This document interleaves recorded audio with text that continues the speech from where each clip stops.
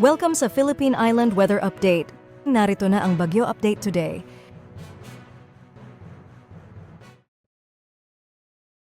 As of 4 a.m., huli itong namataan yung sentro nitong si Bagyong Leon sa layang 645 kilometers silangan ng Tuguegarao City, Cagayan.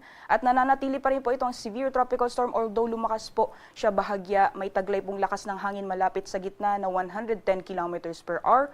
May pagbugso na umaabot ng 135 kilometers per hour at kumikilos po west-northwestward sa bilis na 10 kilometers per hour. Kung makikita po natin dito sa ating latest na satellite image, yung rain bands po nitong si Bagyong Leon ay nakakaapekto na sa may bahagi ng Bicol region, gayon din sa ilang bahagi ng Eastern Visayas.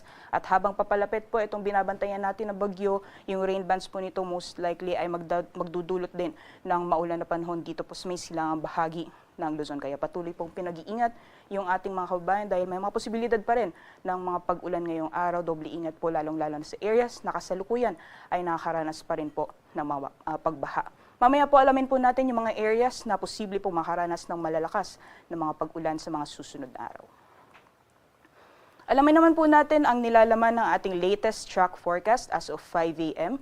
So meron po tayo yung forecast track or yung central track or magiging pagkilos nitong si Bagyong Leon sa mga susunod na araw. Meron din po tayong tinatawag na forecast probability cone. Yan po yung area na shaded or highlighted ng puti. Diyan po posibleng dumaan yung sentro nitong si Bagyong Leon sa mga susunod na araw.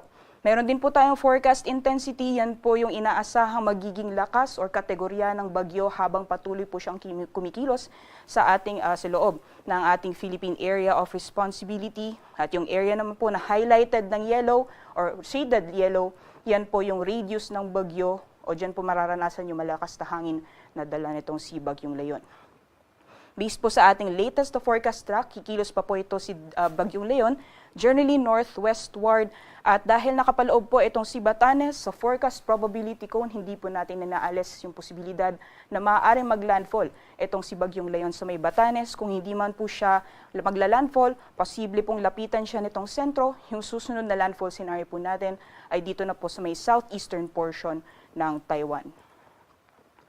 Samantalang, based naman po sa ating intensity forecast, mataas po yung posibilidad na mas lalong lumakas pa itong si Bagyong Leon habang patuloy pong binabaybay yung silangang karagatan ng ating bansa. Di po natin inaalis yung possibility na susunod na 12 oras, maaaring umabot po ito ng typhoon category at patuloy pa rin po itong lalakas habang binabaybay yung extreme northern Luzon area. Maaari po itong lumabas ng ating Philippine Area of Responsibility Thursday ng gabi or Friday po ng madaling araw.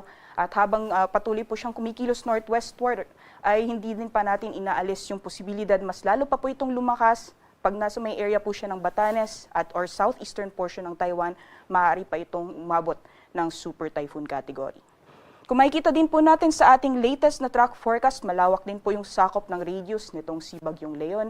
Ilang bahagi na po ng Bicol region ay nakapaloob sa radius ng bagyo. At habang patuloy pong lalapit itong si Bagyong Leon, mas marami pa pong areas ang makakapasok dito sa radius or yung malalakas na hangin na dala nitong si Bagyong Leon. Kaya naman, nakataas ang Tropical Cyclone Wind Signal number 1 sa mga lalawigan ng Batanes, Cagayan kasama ang Babuyan Islands, Isabela, Quirino, gayon din sa Nueva Vizcaya, Kalinga, Abra, pati na rin sa Apayao, Mountain Province, Ifugao, Benguet, Ilocos Norte, Ilocos Sur, La Union, gayon din sa Aurora, at sa northern portion ng Quezon kasama ang Pulilio Islands. Nakataas din ang signal number 1 sa Camarines Norte, sa eastern portion ng Camarines Sur, sa lalawigan ng Catanduanes, eastern portion ng Albay, northeastern portion ng Sorsogon, at sa Visayas naman nakataas ang signal number 1 sa eastern portion ng Northern Samar at northern portion ng Eastern Samar. So yung area po ng highlighted ng light blue sa susunod na 36 hours, habang papalapit po itong si Bagyong Leon, posible po nating maranasan yung mga pagbugso ng hangin na dala nitong binabantay na bagyo.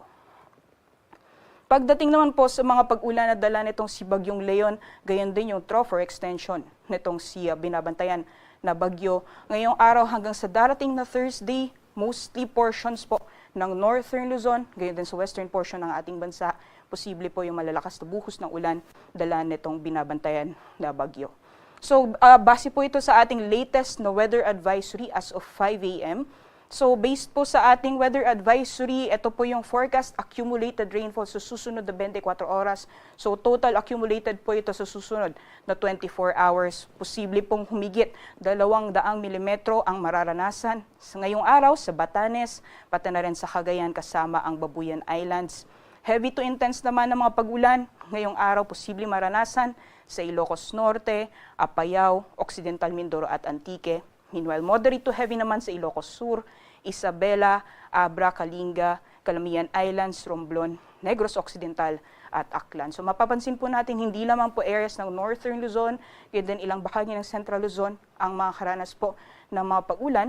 Gayon din sa western portions ng Mimaropa, Central Luzon, as well as Western Visayas. Hanggang sa darating po yan na Thursday. At pagsimula po bukas, posible din po yung mga pag-ulan, malalakas na mga pag-ulan around moderate to heavy intensity sa area po ng Bataan, Cavite at Batangas. So 3 araw po yan na sunod-sunod na mga pag-ulan, mataas po yung mga posibilidad ng mapagbaha o pagguho ng lupa. Kaya sa ngayon pa lang pinaghahanda at pinag-iingat na po yung ating mga kabayan, especially yung areas na kasalukuyan ay nakakaranas pa rin po ng mga pagbaha.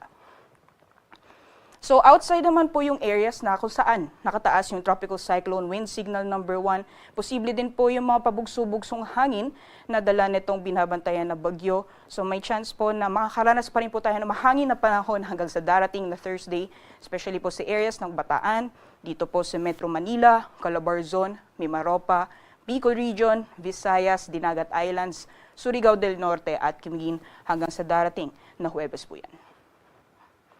Sa kalagayan naman po ng ating karagatan, may babala po tayo sa matataas na mga pag-alon, dulot na epekto nitong si Bagyong Leon sa dagat baybayin po ng Batanes, Cagayan kasama ang Babuyan Islands, Isabela, Ilocos Norte, Aurora, Quezon kasama ang Pulilio Islands, gayon din sa silangang dagat baybayin ng Camarines Norte at Catanduanes. Delikado pong pumalaot, lalong-lalo sa ating mga kababayan na may mga maliit na sakyang pandagat dahil maaari pong umabot ng 8 metro yung mga pag-alon dulot na epekto nitong si Bagyong Leon.